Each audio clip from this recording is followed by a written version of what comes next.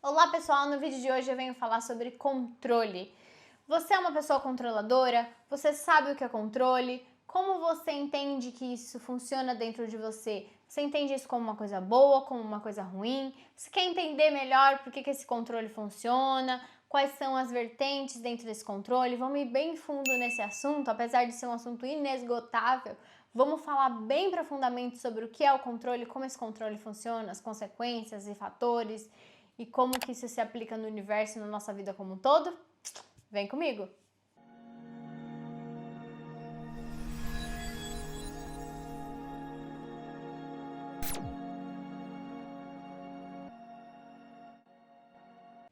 Vamos combinar que esse é um dos temas mais difíceis, ou a gente pode dizer que não é um dos mais fáceis. Ele parece muito simples falar de controle. Quando a gente fala controle, as pessoas já têm uma ideia fixa na cabeça delas do que é controle, mas eu acredito que esse foi um dos temas mais difíceis de eu encarar. Pela complexidade, pelas nuances. Então eu venho trazer um pouco, mas com profundidade para vocês do que é esse controle, apesar de ser um tema muito atual e profundo e inesgotável no meu ponto de vista, na minha percepção. Mas vamos conversar sobre ele hoje. Primeiro, eu quero trazer para vocês o significado de controle. Quando a gente vai procurar o significado, eu sempre trago um significado mais do dicionário, de conceitos, para a gente começar a entender melhor alguns temas um pouco mais complexos, tá? Então, quando a gente vai buscar o significado de controle, o significado de controle vem trazer uma questão de ação de controlar, ação de possuir domínio sobre algo ou alguém, vem trazer também a sensação de domínio sobre si mesmo, sobre autocontrole, ok? Só que, só pelo significado, você já começa a ver o quão ambíguo é. Porque percebe que eu falei umas 3, 4 coisas, onde alguns dão uma sensação de algo bom, outros dão uma sensação de coisa ruim. Então, o controle não é algo fechado, é algo muito amplo para a gente explorar. Então, você vai encontrar milhares de posições sobre tudo na vida, sobre qualquer tipo de tema, falando que é bom, falando que algo é ruim. E aqui nesse canal a gente vem trazer percepções sobre as coisas.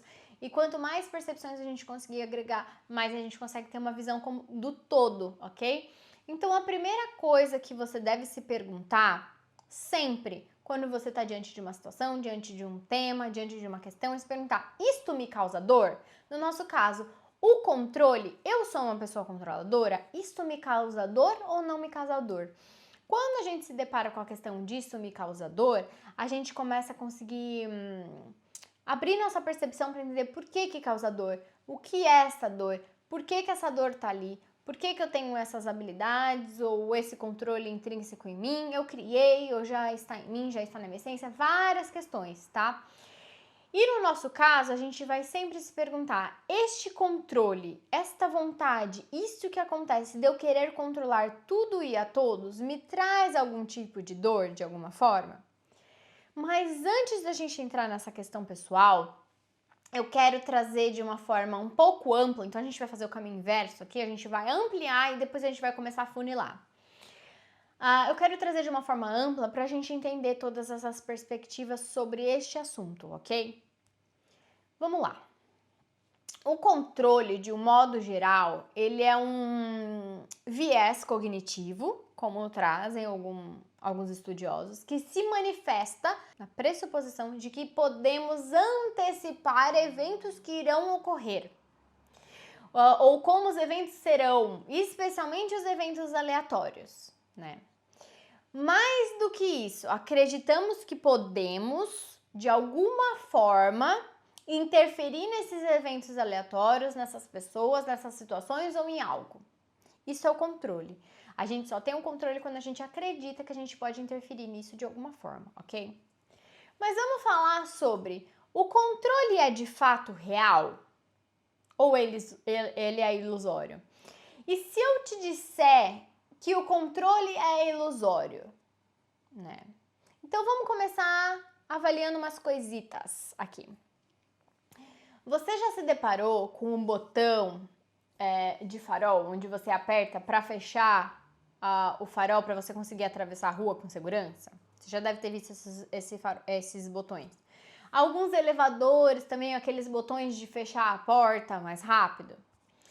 Para alguns cientistas, eles fazem estudos sobre isso e eles constataram que a maioria desses botões é só uma ilusão, né? No caso do farol, quase que unânime dizer que eles são ilusórios. Eles criam uma sensação de controle, mas é ilusório. Dos elevadores, dependendo do estado, da lei, das ocasiões, eles também são colocados ali por um padrão, mas também não funciona. E este efeito ilusório de sensação de controle nos faz pensar que estamos no controle daquele farol, por exemplo. Onde quando nós apertamos por um comando nosso, aquele farol vai mudar, né? Então nós percebemos, são placebos que os cientistas falam, que alguns pesquisadores chamam de placebos, para criar uma sensação em nós de ilusão, ok? Que nós temos o controle. Mas por que isso acontece? Por que isso é feito? Porque não importa o quanto e por quanto tempo a gente aperte aquele botão, não vai alterar no resultado. Por isso que eu falo que é sensação ilusória ou ilusão do controle, porque é uma ilusão criada para nós acreditarmos que nós temos o controle sobre. Mas até onde isso pode ir, né? Então vamos devagar. Por que alguns botões continuam a existir mesmo não funcionando? Por que fazem isso? Por que criam essas ilusões de controle? Porque alguns estudiosos afirmam que é importante para a nossa saúde mental, a saúde mental do ser humano. Ou, como eu gosto de dizer, para nos manter acreditando que nós temos o controle de tudo. Basta um clique e o meu desejo é atendido. Existe uma professora de psicologia da Universidade de Harvard, que eu não vou colocar o nome especificamente dela aqui, que ela tem um campo de estudo específico sobre essa ilusão do controle. E ela diz assim, ela diz que a percepção de ter controle sobre algo é muito importante, porque diminui o estresse e promove o bem-estar do ser humano. Fica com isso, vamos lá. Outro psicólogo e professor da Universidade de Drexel, ele disse que não tem nenhum prejuízo nesta mentirinha perpetuada por esses botões que não funcionam. E ele fala exatamente o seguinte, como a perda do controle é associada à depressão, este recurso usado como placebo, ele é levemente terapêutico. Como a gente pode perceber, os estudiosos continuam afirmando que precisamos da ilusão, que poderíamos controlar até as coisas mais simples. Então, eles afirmam que isso é necessário como uma forma terapêutica para não nos frustrarmos, porque gera uma leve depressão, gera uma sensação de desconforto, de desilusão. Só que, porque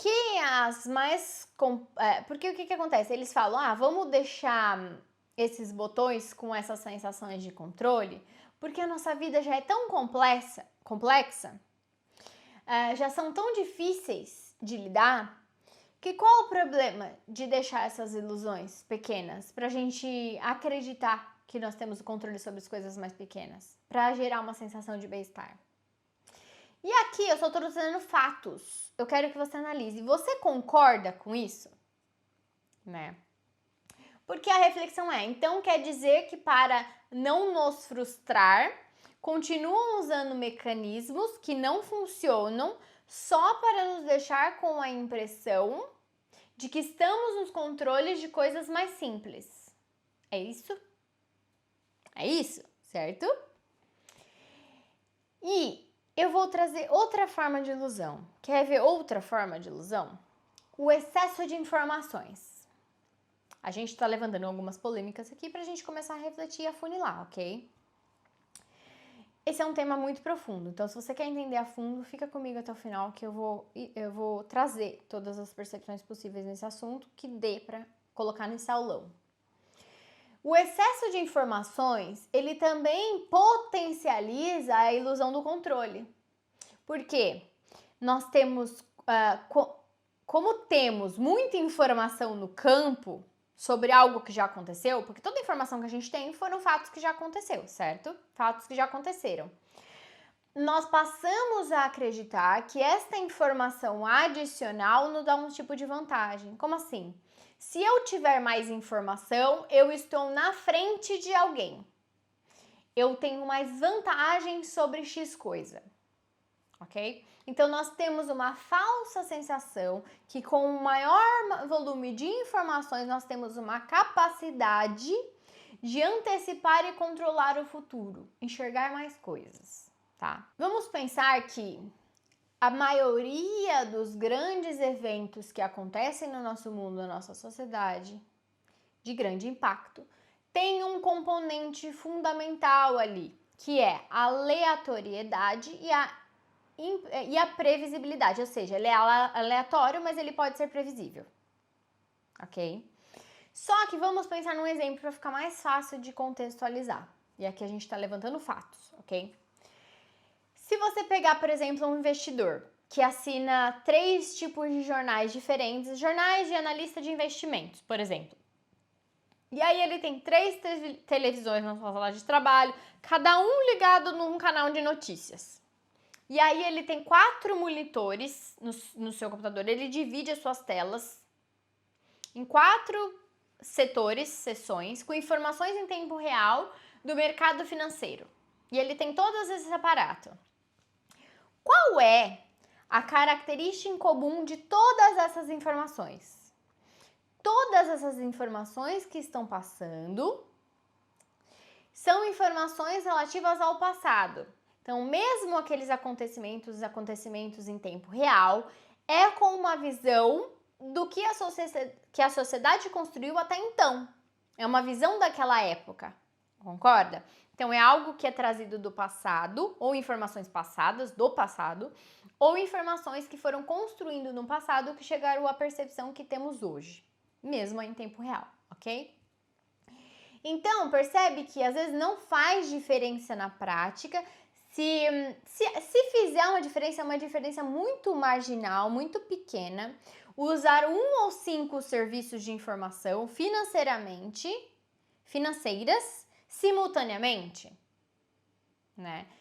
E o que acontece? Esse excesso de informação leva à ilusão de que temos o controle. E aí mora o perigo. Eu não estou falando que usar todos os recursos, de certa maneira, não te dê um campo de visão e percepção mais ampliado. Eu estou dizendo com o perigo de criar uma ilusão que, por ter isto, você tem o controle da sua ação e você sabe exatamente o que vai acontecer, ok? E aí, essa ilusão do controle leva aquele investidor a uma sensação de excesso de confiança, que é outro viés cognitivo, tá? E esse excesso de confiança vai levar ele a correr, às vezes, riscos excessivos e desnecessários, que pode levar a grandes perdas, ok? Então, o que acontece? Um outro exemplo que eu posso trazer, e a gente vai contextualizando para ficar mais fácil de entender esse tema, eu poderia simplesmente falar, ó, controle é isso, blá, blá, blá, blá. Não, mas eu quero trazer uma profundidade um pouco maior nesse tema, porque é extremamente importante pra gente chegar onde a gente tem que chegar. Um outro exemplo é uma das maiores manifestações de ilusão está nos negócios quando se fala de um planejamento rígido envolvendo eventos externos. Então, as empresas e gestores são levados frequentemente a fazerem planos e projeções extremamente agressivos, muitas vezes negligenciando, esquecendo completamente das mudanças do ambiente econômico, do ambiente institucional, social e tecnológico. Quantas pessoas hoje em dia não fazem seus planejamentos na empresa fechado, sem levar em consideração eventos que podem acontecer com aquele fator que eu expliquei para vocês, apesar de às vezes previsível, ele não leva em conta essa previsibilidade e aleatoriedade. Aconteceu. Foi um evento aleatório. Não levam em consideração esses fatores de forma nenhuma. Isso significa que as informações são ruins? Que todas essas informações são ruins? Não, de jeito nenhum. É preciso conhecer, é preciso se informar. Quanto mais o ser humano agrega perspectivas sobre os seus pontos de vista e outros pontos de vista, maiores as chances dele sair de um julgamento de certo e errado e entender todas as variáveis que ele está inserido, a sociedade, o mercado, o país, a comunidade, os fatores econômicos, sociais, enfim. E aí, o problema aqui que eu venho trazer é que está em você identificar, seja você uma pessoa comum no seu dia a dia, seja você um grande investidor e empresário, identificar somente uma perspectiva, como se fosse uma verdade absoluta, e aí você fecha o seu campo de visão para todo um fluxo universal, acreditando que só existe você e a sua opinião no universo, e que aquilo vai acontecer da maneira com que você enxerga, que você vê. E aí, a frase que foi dita é: vós sois deuses. A mensagem não estava escrito você é Deus. Vós sois deuses, todos somos. Então a opinião de todos vai mexendo, interferindo em todo o campo energético magnético do fluxo universal. É uma inteiração. A gente interage o tempo todo com tudo e todos, ok? E como que isso acontece na nossa vida? Como você pode estar se perguntando, Jéssica, tá, mas como que isso acontece no dia a dia? Tá? Do mesmo jeito que eu expliquei para vocês que empresas fazem isso, os indivíduos também tendem, às vezes, a fazer planos rígidos em suas vidas, presumindo de que o futuro é completamente previsível. Basta seguir esses passos, basta seguir este meu plano que vai dar certo. E um nível individual do ser humano, essa ilusão de controle também está presente. Ela é alimentada o tempo todo pela indústria da autoajuda, por exemplo. Eu tô falando mal da indústria da autoajuda? De jeito nenhum. Eu quero que você perceba que muitos setores da autoajuda se apoiam em receitas de bolo, entre aspas, em bibliografias de pessoas de sucesso, vendendo histórias que basta você seguir X roteiro que o sucesso será inevitável. Essas fórmulas mágicas criam uma percepção de ilusão. Mas criam uma percepção de ilusão porque você deseja acreditar nessa percepção de ilusão, sem entender que aquilo que está ali é a percepção do outro sobre o que deu certo com ele. Só que você tratando aquilo como uma perspectiva de possibilidade, como aquilo é o certo, você ingesta para todas as outras possibilidades. E aí eu venho te perguntar, Jéssica, eu não tenho certeza se é assim. Tá, então vamos lá. Quantas vezes você às vezes seguiu uma receita da sua avó e o seu bolo, por exemplo, ficou completamente diferente do dela ou não ficou exatamente igual ao dela? Percebe? É a mesma receita. Mas uma mão, um jeito, um segundo de bater diferente, o dia, a energia que você pôs ali fez aquilo acontecer de uma outra forma. Então, cria-se uma ou milhares de técnicas, por exemplo, que devem ser seguidas passo a passo para atingir um resultado. Mas isso não é uma verdade absoluta. Nada é uma verdade absoluta quando se trata do ser humano. Por isso eu sempre venho falar, cada caso é um caso, cada pessoa é única. A gente pode trazer várias perspectivas e diferentes opiniões, mas quando falamos no modo geral é muito difícil, porque cada um deve avaliar o que se encaixa e o que não se encaixa. O que funciona e o que não funciona, porque o ser humano é completamente diferente. Por exemplo, pessoas que, Jéssica, banana é bom, ok? Só que determinada pessoa vai comer banana e vai passar mal. Por quê? Porque tem algumas razões, ou não tem razão nenhuma. Com ela, aquilo não funciona como uma verdade absoluta. Ela fica muito mal. Então, existem algumas variáveis, existem sim umas regras que funcionam para a maioria, algumas coisas que funcionam para a maioria, mas não necessariamente para todos. Tá? E aí, existem, é isso que eu quero trazer para vocês, existem somente perspectivas de olhar a coisa. Uma situação, conforme aquilo que você escolhe olhar, as coisas vão se desenrolar com milhares de variáveis dentro das possibilidades e probabilidades que você quis olhar.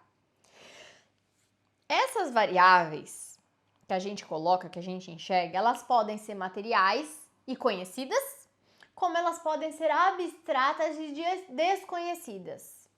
Aí você pode pensar assim, mas Jéssica, o que tudo isso tem a ver com controle? Vamos pensar, se você acredita que você tem o controle sobre alguém, logo, você acredita que aquela pessoa fará tudo o que você deseja, certo? Agora, olha ao seu redor e perceba se isso é real. Que as pessoas de fato fazem tudo do jeito que você quer, como você quer? As pessoas fazem exatamente aquilo que você deseja? Ou será? Você pode falar, Jéssica, mas algumas coisas sim. Mas será que elas fazem essas algumas coisas porque você manipula toda a situação o tempo todo para sair do jeito que você deseja? Você manipula com medo, você manipula as pessoas com sua autoridade, você manipula com o vitimismo, você manipula sendo a boazinha, você ajuda o outro para o outro se sentir em dívida com você e por aí vai. Milhares de tipos de manipulação. E a reflexão que eu quero trazer é: por que as pessoas gostam de controlar? Por que isso está enraizado e é quase que uma necessidade do ser humano? E aqui eu venho trazer 8 principais motivos que eu percebo porque as pessoas gostam de controlar e depois a gente vai fazer uma diferenciação fundamental. Então fica até o final comigo nessa reflexão, ok? A primeira razão pelo que as pessoas gostam de controlar é que pessoas controladoras acreditam que tem um jeito certo e um jeito errado de fazer as coisas. E tem uma frase que eu li uma vez que eu achei muito interessante pra gente começar esse ponto aqui, que é: não existe nada de completamente certo e nada de completamente errado no mundo. Porque se a gente pegar até mesmo um relógio parado, ele consegue estar certo 2 vezes por dia. Percebe? Pessoas controladoras, elas geralmente passam por situações onde ficou muito registrado o que dá certo e o que não dá certo. Isso acontece com a gente o tempo todo. Só que a pessoa controladora, ela confirmou este errado tantas vezes que ela se convence que tal jeito não vai funcionar nunca ou que tal jeito vai funcionar sempre. Por exemplo, eu fiz X, Y e Z e deu certo, então funciona assim, ponto. Ou fiz X, Y e Z, não deu certo, então não funciona assim, não adianta tentar que você não vai conseguir. Ou só tal religião que você consegue chegar a Deus. Ou só fazendo a faculdade que você vai ser alguém na vida. Ou só quando você é mãe você vai entender o que é amor de verdade. Ou só quando você encontrar alguém bom dentro do que eu acho que é bom que você vai ser completa como mulher. Percebe que a pessoa sempre traz um certo e errado do que é uma verdade absoluta para ela. E ela engessa. Putz, são tantas variáveis dentro disso, eu só trouxe algumas frases, alguns exemplos que eu percebo, porque quando vai colocando tudo numa caixinha do certo e do errado, começa a gerar vários problemas. Por isso que eu trouxe como primeiro aqui pra gente ver a primeira razão. Porque se eu acho que isto é certo e eu não sou isto que eu acho que é certo, então eu estou errada. Como assim, Jéssica? Por exemplo, se eu acho que todos desta idade minha, todos dessa idade deveriam estar namorando e namoram, e eu não namoro, logo tem alguma coisa de errada comigo. Porque todo mundo dessa idade namora. Ou, se eu acho que para ser bem-sucedido eu preciso usar terninho, sentar numa mesa, ter um título, e eu não sou isso, logo eu sou um fracasso. Outro exemplo, se uma mulher boa é aquela que segura o marido, logo, se ele ou ela me largou, me abandonou, me traiu, eu sou uma bosta porque não consegui segurá-lo. Outro exemplo, se eu não sou de tal religião, logo, Deus não está do meu lado. Percebe? Toda vez que você ingessa num certo e num errado, se você estiver dentro daquilo, ok, eu sou certo, eu estou em paz. Se eu não estou dentro daquilo, estou errado. A gente vê isso muito nas pessoas que acreditam no pecado, como, se eu peco, se eu faço isso que contraria a Deus, logo vou para o inferno. Logo Deus não me ama, logo eu sou uma bosta. E esse é um engessar do certo e do errado, que você coloca na sua vida para você criar frustração, dor, sofrimento desnecessário. É tanta coisa que a galera cria, mais tanto, que a vida vai se complicando de um jeito que totalmente desnecessário. Por isso que eu falei para vocês que esse tema é complexo e polêmico. Ou ainda, vamos pegar assim, a pessoa acredita que o melhor caminho para fazer algo ou para chegar a algum lugar é X. E ela vai ignorando todos os outros caminhos possíveis. Alguém às vezes vai tentar dar uma dica para ela, falar alguma coisa para ela. Não, eu já sei. Não ouve nada, porque ela já sabe qual é o caminho. Somente quando chegar lá na frente, talvez, se não der certo, ela vai falar, nossa, fulano me disse. Ou se ela conseguir, ela vai reafirmar mais ainda aquilo pra ela. Não é isso, eu tava certo o tempo todo. O resto tá todo mundo errado, né?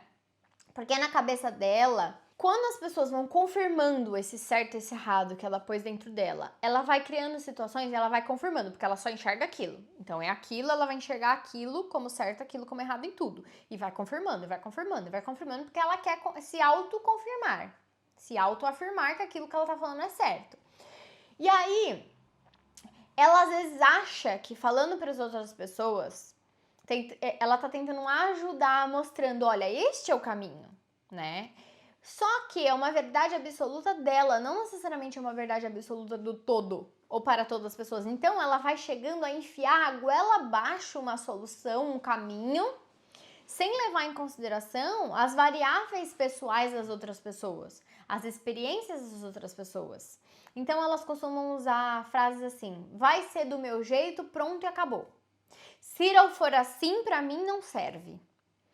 Ou até em coisas mais pequenas dentro do trabalho, por exemplo, nessa frase aqui, você usou a palavra contudo, mas na verdade eu troquei porque vai ficar melhor a palavra porém.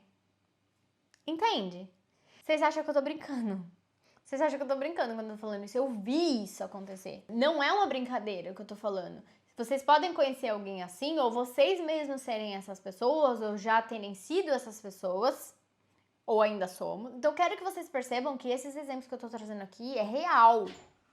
É do nosso dia a dia, acontece todos os dias, o tempo todo.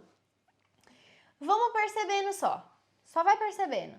A segunda coisa que eu quero trazer aqui é que pessoas controladoras não entendem o que é livre-arbítrio. Não entendem. Aqui, elas até sabem das variáveis do outro. Ela até sabe que a verdade dela não é a única. Ela até percebe que tem outras verdades, que os seres humanos têm outras verdades, mas ela até sabe que o outro quer ou não quer algo. Mas ela escolhe ignorar completamente os desejos e vontades do outro. Ela quer que prevaleça aquilo que ela quer, pela manipulação. Exemplo de manipulação. Exemplo de manipulação é quando ela ignora o outro, ela quer que o que ela está falando seja realizado, ela vai usar o choro, ela vai usar a cara de triste, ela vai usar a cara de brava, ou ele, tá? Eu falo ela porque é a pessoa. Ela vai usar o grito, ela vai usar a sedução, ela vai falar algo para alguma coisa para gerar medo no outro, ela vai ameaçar, ela pode usar agressão psicológica, financeira, emocional, física, a manha, ela pode usar a doença como forma de manipulação, ela pode usar o desprezo, ela pode usar até a simpatia como forma de manipulação. Veja aqui que eu não estou dizendo que toda manipulação é ruim, não. Porque não é o que deve... Porque a manipulação ela não é ruim de todos os sentidos. Lembra, não existe um certo e um errado. O que deve ser observado é a intenção pelo qual aquilo está sendo usado. E aqui a gente está falando de pessoas controladoras que não levam em consideração as variáveis do outro, porque ela quer que o que ela quer prevaleça, ok? Então, por exemplo, ser simpático para motivar a sua equipe a fazer um bom trabalho. Ou fazer um jantar romântico para pedir algo para o seu companheiro ou companheira. É bem diferente de ameaçar seus funcionários para fazerem tudo do jeito que você quer. Mesmo sem ética, né? Mesmo sem ética, para prevalecer aquilo que você deseja como chefe. Ou fazer um jantar romântico bem no dia que o seu companheiro marcou de sair com os amigos ou com as amigas, para evitar que ele ou ela saia. Percebe a diferença? Ambos são manipulações. A diferença está na intenção. Eu já falei em alguns vídeos aqui, a diferença entre uma magia negra e uma magia branca está na intenção. A magia é magia, as energias são neutras. O que você vai fazer com aquilo é a intenção que você emprega.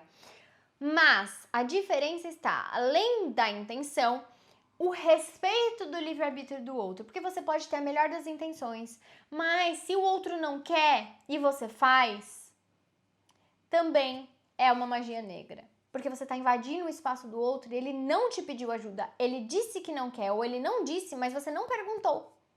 Então percebe que é a intenção mais o livre-arbítrio. E as pessoas controladoras, elas não conseguem entender o livre-arbítrio do outro, respeitar o livre-arbítrio do outro. Um controlador, uma pessoa controladora, ela não respeita a privacidade do outro. Ela não tem confiança nas coisas e no outro.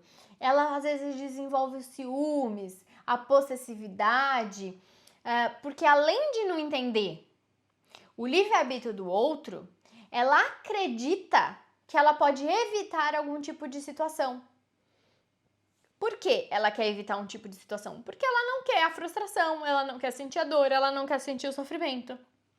Então, além dela não confiar, ela acredita que o outro não tem controle sobre a vida dele e como o outro está junto com ela ou com ele, ela precisa exercer uma função de cuidar. Aí ela acha que ela está fazendo bem, quando na verdade ela está impedindo o outro de agir da forma que ele gostaria de agir. E a gente está cansado de saber disso, né? Pelo menos eu acho que a gente está cansado de saber disso, né? Porque um outro exemplo que a gente pode olhar é os adolescentes. É só olhar. Você que acredita, que acha que pode impedir algo no seu relacionamento, no outro, uma frustração, uma dor, uma traição, não importa. Lembra dos adolescentes ou da sua época de adolescente, quando você era humano? Quando você queria fazer algo, se você realmente quisesse fazer aquilo, você dava um jeito. Você fazia, mesmo cheio de regras e proibições. E eu posso fazer um vídeo inteiro sobre isso. Só para vocês terem uma ideia que não é possível controlar o livre-arbítrio do outro, porque você tem a ilusão que você está controlando quando na verdade o outro vai fazer, se ele quiser, ele vai fazer. E não é nada que você tem controle sobre isso. Entende? A terceira coisa que eu venho percebendo é que pessoas controladoras, elas não aceitam a frustração. Elas não aceitam se frustrar. O que eu quero trazer aqui é que ninguém está livre de passar por este mundo sem provar o sabor amargo da frustração. Vamos parar por aqui esse tema. Não que a gente tenha concluído, mas eu não quero que ele fique muito extenso, muito longo, porque é um tema profundo, a gente precisa compreender todos esses detalhes para a gente conseguir realmente fazer uma transformação. Então essa vai ser a primeira parte do vídeo e eu vou colocar uma segunda parte do vídeo, então me acompanha no próximo que eu vou dar mais dicas, a gente vai ficar mais craque nesse assunto, vai se aprofundar mais ainda para você se perceber na sua vida e como colocar isso na forma mais prática possível, tá bom? Te vejo lá!